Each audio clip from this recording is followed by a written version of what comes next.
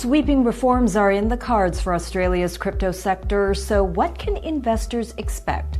Welcome to the Daily Forkast March 21st, 2022. I'm Angie Lau, Editor-in-Chief of Forkast, covering all things blockchain. Well, Australia's plans for crypto regulation reform cover everything from taxes to investor protection.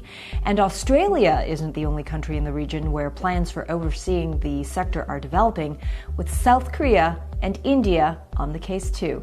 We're going to take a look at those stories and more coming up. Let's get you up to speed from Asia to the world. Join thousands of NFT traders who already start their day on CryptoSlam.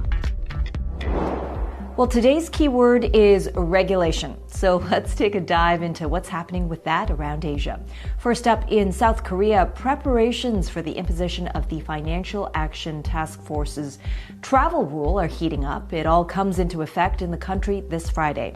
And South Korean crypto exchanges are getting their house in order. Dunamu, the owner of the Upbit exchange, has signed a memorandum of understanding to link its Verify VASP solution to the code solution developed by Bithumb, Coin1, and Corbit. That link will allow users of the big four exchanges in Korea to make inter-exchange transfers once the rule comes into operation. The travel rule is a set of global guidelines requiring digital asset companies to collect and disclose customer information for transactions of over $1,000 US. It is intended to counter money laundering and terrorist financing. Now, South Korea says the rules will apply to all transactions of over 1 million won, or just over $800 US, starting March 25th. Meanwhile, in India, cryptocurrency investors in that country may soon face a hefty tax for every transaction. Local media reports that the Indian government is working to determine whether cryptocurrencies can be classified as goods and services. If so, then a different taxation scheme can be imposed on the digital assets. Now, government officials believe crypto trading is similar to gambling and lotteries, which incur a 28% goods and services tax, or GST. Now, currently, cryptocurrency is categorized as financial services, and as such, an 18% GST is levied on transactions on exchanges. Now, last month, India's Finance Minister Nirmala Sitharaman announced plans for a 30% tax on crypto income, as well as a 1% tax deducted at source on every transaction. However, the industry is still left craving clarity over crypto legislation, as the government has insisted that taxation does not mean legalization. Whatever happened to no taxation without representation? Well, I guess when it comes to crypto, India is still trying to figure it out. You can find those stories and more at Forkast.News. But it's potentially right side up in the land down under. Over in Australia, reform is on the way for the crypto sector, with additional protection for investors and regulation for crypto exchanges and brokers expected to be key. Forkast's Monica Ghosh followed all the action. The Australian government is beginning further consultation with the crypto sector, seeking advice and input on its plans for regulatory reform for the industry. One aspect it will investigate is the development of a licensing or custody regime for digital assets, with the Treasury considering compelling exchanges to hold investments made by Australians onshore. While the country's Council of Financial Regulators has also been tasked with reviewing the practice of major banks debanking crypto businesses. Numerous examples of crypto businesses repeatedly being denied service were included in last year's Senate report on Australia as a technology and financial centre. And many of the reforms being proposed now are based on the 12 recommendations handed down in the Senate report.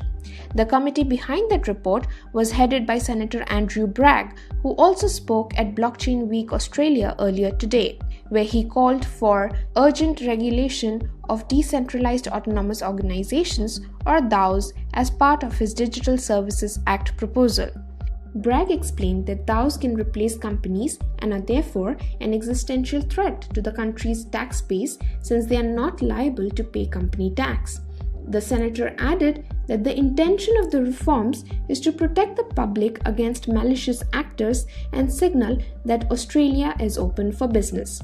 At the same event, the Minister for Digital Economy, Jane Hume, said the government is looking to introduce a licensing regime providing a badge of approval for crypto exchanges. The reforms are expected to be implemented by the end of this year. For Forkast, I'm Monica Ghosh.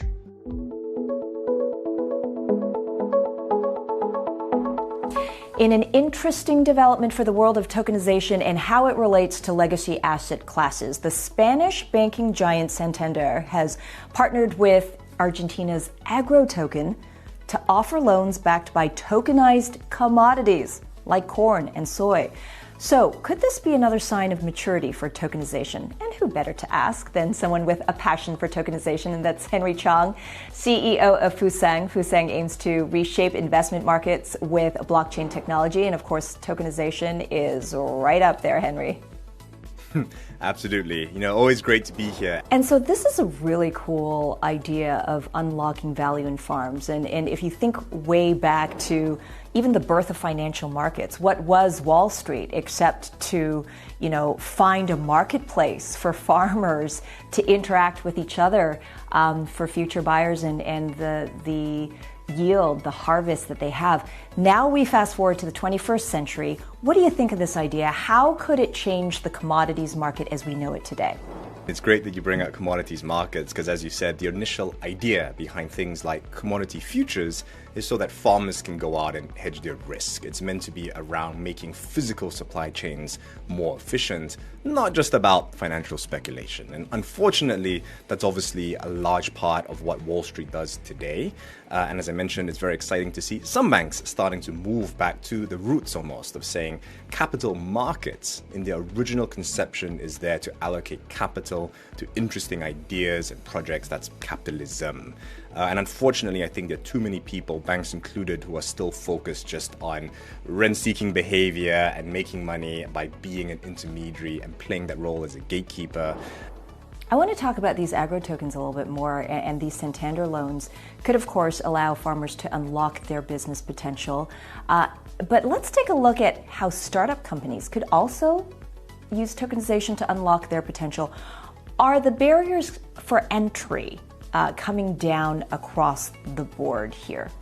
I don't think that tokens can or indeed even should be seen as an exit opportunity or, quite frankly, as a get-rich-quick scheme. Tokenization is just another technology layer to, as I said, make capital markets more efficient, which in its original conception is about saying, I'm a company, I've got an interesting idea or a project, I need capital to help fund my company so I can actually build a real business.